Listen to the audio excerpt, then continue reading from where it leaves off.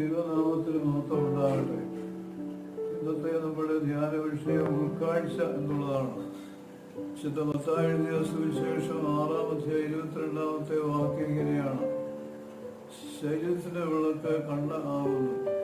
കണ്ണ് ചുവള്ളതെങ്കിൽ ശരീരം മുഴുവനും പ്രകാശിതമായിരിക്കും. 1928 കൽക്കട്ടയിൽ മിഷണറി വേലയ്ക്കായി യുഗോസ്ലാവിയയിൽ നിന്ന് വന്ന ഒരു മിഷണറി വനിതയായിരുന്നു ആഗ്നസ്.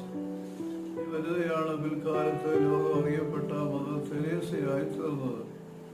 കോൺവെന്റിൽ താമസിച്ചുകൊണ്ട് അധ്യാപികയായി ജോലി തുടരുന്ന മദർ തെരേസയുടെ ജീവിതത്തെ മാറ്റിമറിച്ച ഒരു സംഭവം ഉണ്ടായി. 1946 ഒരു ദിവസം റിട്രീറ്റിനായി ഡാർജിലിംഗിലേക്കുള്ള യാത്രയിൽ വഴിയോരങ്ങളിൽ വൃദ്ധരും രോഗികളും നിരാലും മരണാസന്നരുമായ അനേകരെ ഉപേക്ഷിക്കപ്പെട്ട നിലയിൽ മദർ കണ്ടു.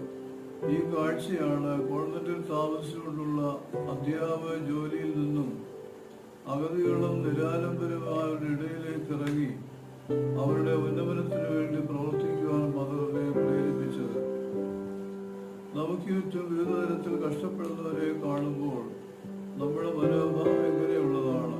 കർത്താവിന്റെ വാക്കുകളെ നമുക്ക് ഓർക്കാം.